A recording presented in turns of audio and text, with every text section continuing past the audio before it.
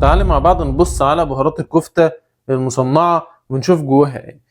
بهارات الكفتة المصنعة لو انت بصيتي كده تمام، او هنقارن ما بينها وما بين الطبيعي في نقط بسيطة، ان انت اولا اللون لو انت عاملة بهارات كفتة في البيت عمرها ما هتطلع باللون الابيض الفاتح ده. نركز في اللون بتاع البهارات دي كده ونشوف، شايفة اللون بتاع البهارات عامل ازاي؟ تمام، دي المفروض ان هي بهارات، بس دي كلها حاجات صناعية. تمام، وجزء صغير جدا من التوابل. طيب حضرتك لو انت عملتي زي ما قلنا التوابل في البيت وعملت بهارات الكفتة في البيت، لازما هتطلع غامقة. ليه؟ حضرتك حاطة كمون لونه غامق، حاطة فلفل اسود، حاطة جبيبة زي ما هما بيقولوا من محطوط عليها جبيبة، تمام، حاطة جوز الطيب. الحاجات دي كلها بتدي لون غامق للتوابل مش اللون الفاتح. طيب حلو، احنا كده متفقين ان ده الجزء الاولاني من الموضوع وهو الجزء الصناعي. طيب احنا برضو نقرا المكونات اللي موجوده على الكيس في الجزء الصناعي مش الجزء اللي فيه توابل.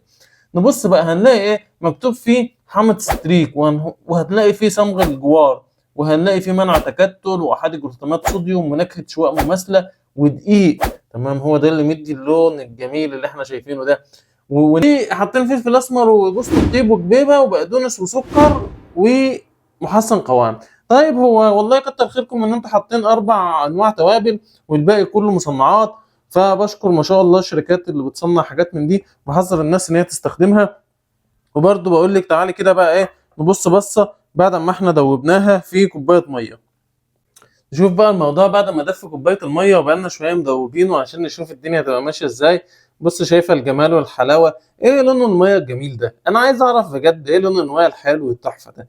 هو ما شاء الله انتوا حاطين فعلا فيه بقدونس اهو، بواقي بقدونس تقريبا، وبواقي كزبره وحاجات من دي. فما شاء الله لون الميه بعد ما احنا دوبناها وقلبناها ومستنيين ان الدنيا تركز برضو تحت علشان نشوف ايه اللي موجود.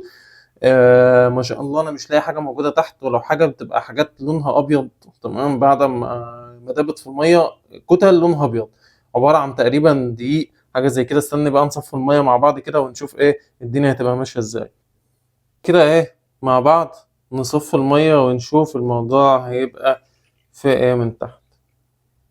صفينا الميه. هو معلش يعني بعد اذنكم، هو فين التوابل في الموضوع؟ هو ده عجين اللي باقي هنا ده، اللي باقي ده عجين مش توابل. وهنا البقدونس والميه لونها ما شاء الله بيتهيألي الدنيا كده ظاهره قدامكم والدنيا حلوه جميله. ده عجين، ده عجين مش توابل. اللي محطوط هنا ده تمام عمره ما كان توابل. هنجيب المعلقه كده ونبص، ده مش توابل، يعني ده في جزء توابل بس ده عجين.